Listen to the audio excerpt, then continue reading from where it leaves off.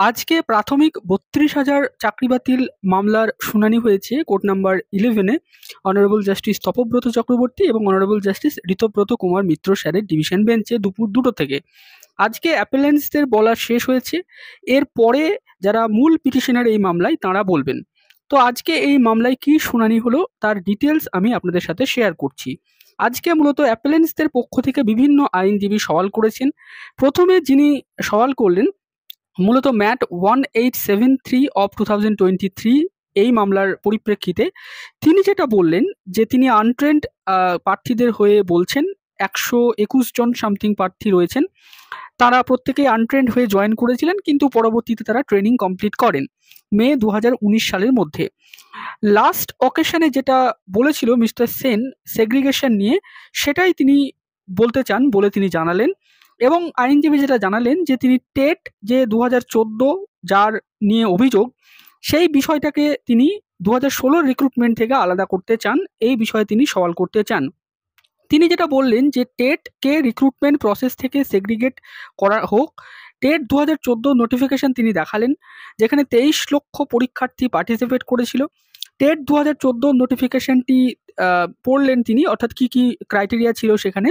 তারপরে তিনি এটাও বললেন যারা 2012 সালেও টেট দিয়েছিল, হয়তো অনুত্তীর্ণ হয়েছিলেন, তারা 2014 টেটে পরীক্ষায় বসেছিলেন, শুধুমাত্র তাদেরকে ওএমআর সিটে সেটা উল্লেখ করতে হয়েছিল।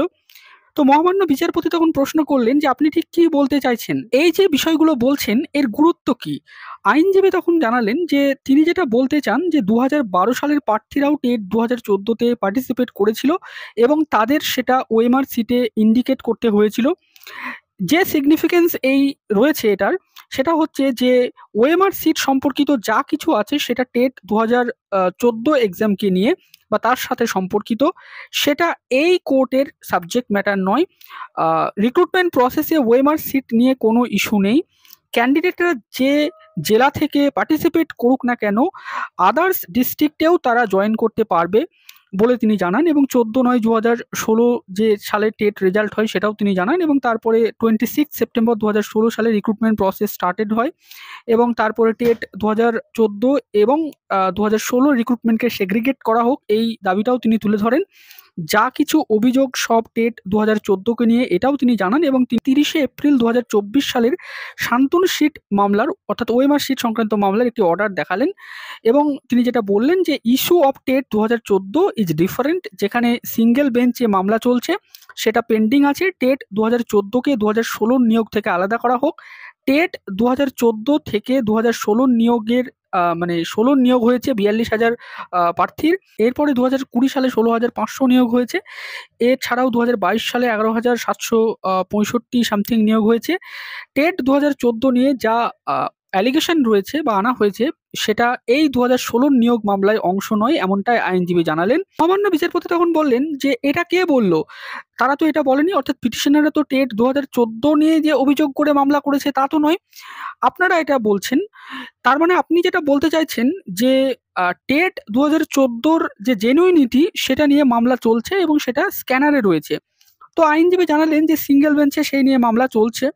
তো মহামান্য বিচারপতি তখন বললেন যে তার মানে তো টেট 2014 ইজ আন্ডার স্ক্যানার, এইটা তো আপনাদের বিপক্ষেই যাবে তাহলে। আইনজীবী তখন বললেন যে মাই লর্ড, রিট পিটিশনে টেট 2014 নিয়ে যে অভিযোগ আনা হয়েছে সেটা এই মামলায় কনসিডার করা উচিত নয়, কারণ যারা অভিযোগ করেছেন তারা টেট 2014 পাস, তারা টেট প্রক্রিয়ায় অংশগ্রহণ করেছেন, তারা এই মামলায় টেট 2014-কে চ্যালেঞ্জ করছে না, তারা শুধুমাত্র অভিযোগ করছে। ফলে তারা টেট নিয়ে কোনো অভিযোগ করতে পারবে না। মহামান্য বিচারপতি তখন বললেন যে এটা আপনাদের কিভাবে হেল্প করতে পারে। আইনজীবী তখন জানালেন যে পিটিশনাররা টেট পাস, ফলে তারা টেট নিয়ে আর কোনো রকম স্ক্যামের অভিযোগ করতে পারবে না, বিকজ তারা নিজেরাও টেট পাস। এবং তিনি রমেশ মালিক এবং সৌমেন নন্দী এই সমস্ত ম্যাটারগুলোর অর্ডার দেখালেন এবং বললেন যে এই ম্যাটারগুলো স্টে হয়ে রয়েছে এবং সেগুলো পেন্ডিং। তো তারপরে তিনি এবার অ্যাপ্লিকেশন নিয়ে বলতে লাগলেন, অর্থাৎ প্রায় 100-রও বেশি অ্যাপ্লিকেশন রয়েছে, যার মধ্যে 8টি অ্যাপ্লিকেশন সম্ভবত ডিসপোজ করা হয়েছে বা অ্যালাউ করা হয়েছে এমন তিনি বললেন। এবং তিনি সুপ্রিম কোর্টের অর্ডার দেখালেন, যেখানে ম্যাটারটিকে হাইকোর্টে পাঠানো হয়েছিল। তো সেখানে তিনি যেটা দেখালেন যে অ্যাপ্লিকেশন অ্যালাউ করতে সুপ্রিম কোর্ট তাদেরই বলেছিল যারা সিঙ্গেল বেঞ্চের অর্ডারের বিরুদ্ধে। তো এছাড়াও সৌমেন সেন, জাস্টিস সৌমেন সেনের অর্ডার দেখালেন, সেখানেও কিছু অ্যাপ্লিকেশন অ্যালাউ করা হয়েছিল এবং আইনজীবী যেটা বলতে চাইলেন যে কিছু অ্যাপ্লিকেশন তাদের সাপোর্ট করছে, সেটা রেকর্ড করা হয়েছে, এখন তারা তাদের আর ক্রিটিসাইজ করতে পারে না and they are bound by that বলে তিনি অভিযোগ করলেন এবং তিনি অ্যাপ্লিকেশনগুলোর মেনটেনেবিলিটি নিয়েও প্রশ্ন তুললেন এবং এছাড়াও তিনি সেগ্রিগেশন নিয়ে একটা জাজমেন্ট সাইট করলেন। তো এই বলে আইনজীবী তার বক্তব্য শেষ করলেন। এবার অন্য একজন আইনজীবী MAT 1615 2023 Sourav Basak and others, এই যে মামলায় তিনি মূলত 334 জন অ্যাপেলেন্টসদের হয়ে তিনি জলপাইগুড়ি ডিস্ট্রিক্টের তিনি বলতে লাগলেন। তিনি যেটা বললেন যে জলপাইগুড়ি জেলা থেকে কোনো মানে প্রার্থী এবং কোনো ইন্টারভিউয়ারকে এক্সামিন করা হয়নি, যে অ্যাপটিটিউড টেস্ট হয়নি এই বিষয়ে। এছাড়াও তিনি যেটা বললেন যে অ্যাপটিটিউড টেস্ট হয়েছে সে বিষয়ে যে জেলায় জেলায় ডিপিএসসিগুলোকে নোটিশ পাঠানো হয়েছিল সেই নোটিশটা তিনি দেখালেন এবং তিনি জাজমেন্ট সাইট করলেন মিডিয়া ট্রায়াল সংক্রান্ত এই বিষয়ে। এরপরে তিনি আরও কিছু জাজমেন্ট সাইট করলেন। এরপরে অন্য একজন আইনজীবী তিনি আইটেম নাম্বার 64 এবং 97-এ বলতে লাগলেন। তিনি মূলত প্যারা টিচারদের পক্ষ থেকে বলছিলেন এবং কিছু ফ্রেশ ক্যান্ডিডেট যারা আনট্রেন্ড ছিল তাদের পক্ষ থেকেও তিনি বলছিলেন। তিনি যেটা জানালেন যে প্যারা টিচাররা ডিফারেন্ট ক্লাস, 10% ভ্যাকান্সি তাদের জন্য রিজার্ভ ছিল, অর্থাৎ মোট ভ্যাকান্সির 4294 জন ভ্যাকান্সি প্যারা টিচারদের জন্য ছিল, যার মধ্যে 2770 জন প্যারা টিচার অ্যাপয়েন্টেড হয়েছে, অর্থাৎ প্যারা টিচারদের টোটাল ভ্যাকান্সিটাই কিন্তু সম্পূর্ণ হয়নি বা পূরণ হয়নি, এটা তিনি জানালেন এবং প্যারা টিচাররা শূন্য পেলেও তারা চাকরি পাবে এটাও তিনি জানালেন। তো মহামান্য বিচারপতি তখন প্রশ্ন করলেন যে এখানে ভ্যাকান্সি নিয়ে কোনো কন্টেনশন করেনি যারা মামলা করেছে তারা, প্রশ্ন হচ্ছে যে এখানে ফ্রড হয়েছে, স্ক্যাম হয়েছে এই বিষয়গুলো নিয়ে। তো আইনজীবী জানালেন যে প্যারা টিচারদের নিয়ে কোনো অভিযোগ নেই, যে প্যারা টিচারদের নিয়োগে স্ক্যাম হয়েছে, ফ্রড হয়েছে।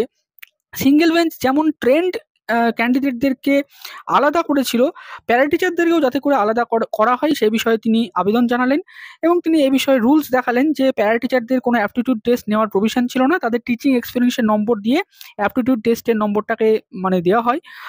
এছাড়াও তিনি বললেন যে টিচিং এক্সপিরিয়েন্সের নম্বর দেওয়ার ফলে প্যারা টিচারদের ক্ষেত্রে অ্যাপটিটিউড টেস্ট হয়েছে কি হয়নি এই বিষয়টা প্রযোজ্য হবে না, অতএব তাদের ক্ষেত্রে তাদেরকে সেগ্রিগেট করা হোক এবং রুলেও তাদের জন্য আলাদা করে প্রভিশন রয়েছে বলে তিনি রুলটা দেখালেন যে 10% ভ্যাকান্সি প্যারা টিচারদের জন্য এয়ার মার্কস ছিল এবং তিনি এটা বললেন যে যেমন ট্রেন্ড ক্যান্ডিডেটদের টাচ করা হয়নি, অনারেবল সিঙ্গেল জাজ তাদেরকে আলাদা করে রেখেছিল, তেমনই প্যারা টিচারদেরকেও আলাদা করা হোক বলে তিনি কিন্তু জাজমেন্টের অংশ, যে অংশে সিঙ্গেল বেঞ্চ যারা ট্রেন্ড ক্যান্ডিডেট তাদেরকে কোনো রকমভাবে তাদের চাকরি বাতিল করেনি সেটা পড়লেন।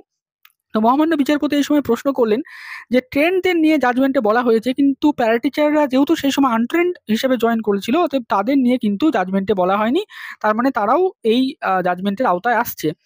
তো আইনজীবী জানালেন যে তাহলে কিভাবে ট্রেন্ড আলাদা করা হলো যদি স্ক্যাম থাকে সিলেকশন প্রসেসে। এছাড়াও তিনি ডিলে এবং ল্যাচেসের নিয়ে কথা বললেন।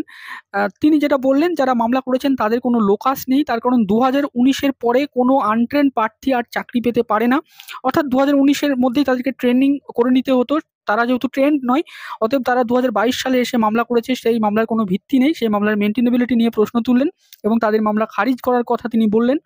এবং প্যারা টিচারদের নিয়ে তিনি যেটা বললেন যে প্যারা টিচারদের কোনো কাট অফই ছিল না বিকজ তাদের ভ্যাকান্সি পূরণ হয়নি।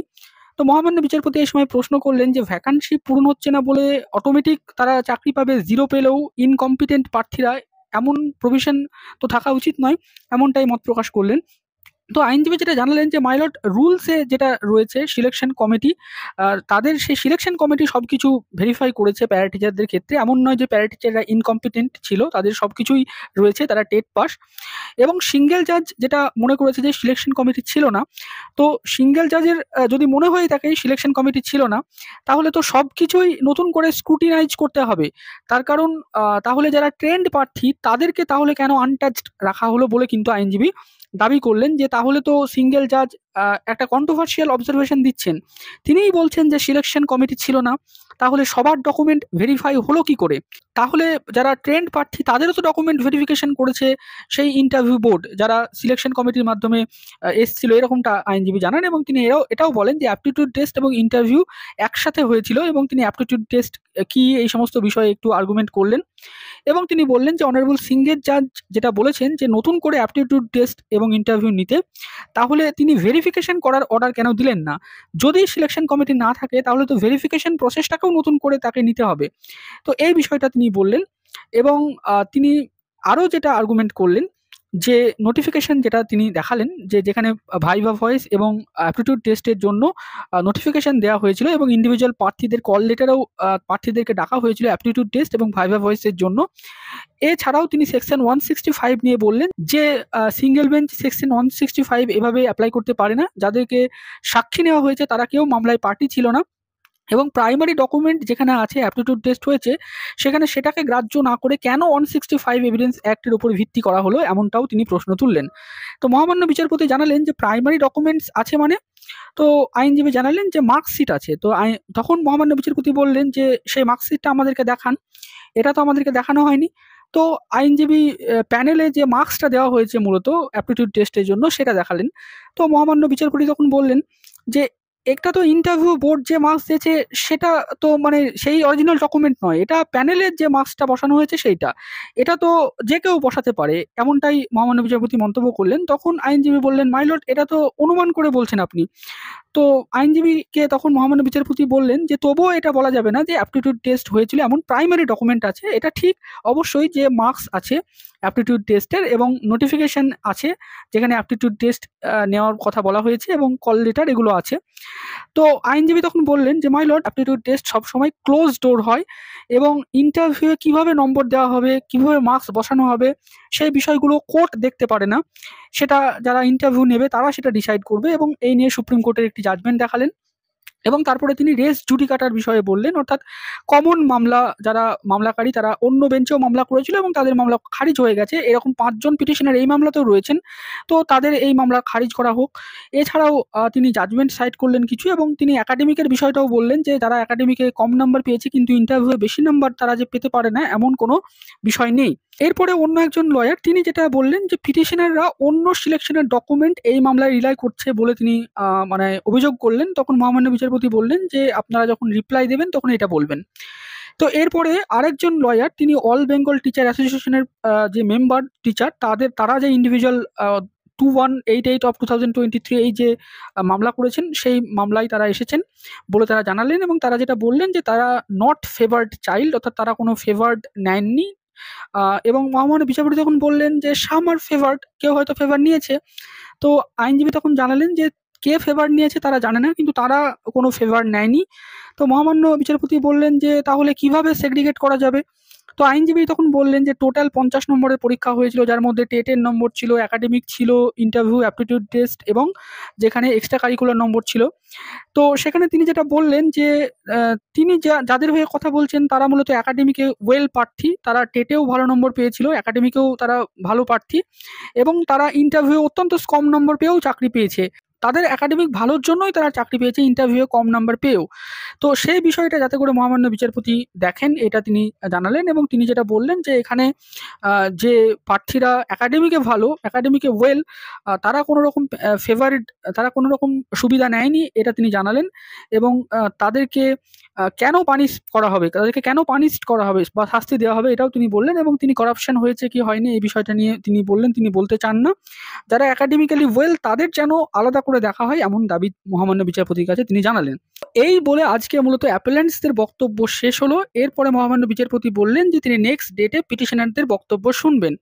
তো কতজন পিটিশনার বলবেন এমনটা তিনি জানতে চাইলেন। তো যেটা জানা গেল 4-5 জন পিটিশনারদের আইনজীবী তারা বলবেন।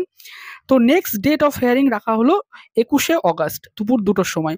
তো আজকের এই মামলার শুনানির ডিটেলস আমি আপনাদের সাথে শেয়ার করলাম। ভিডিওটি শেষ অবধি দেখার জন্য আপনাদের সকলকে জানাই অসংখ্য ধন্যবাদ।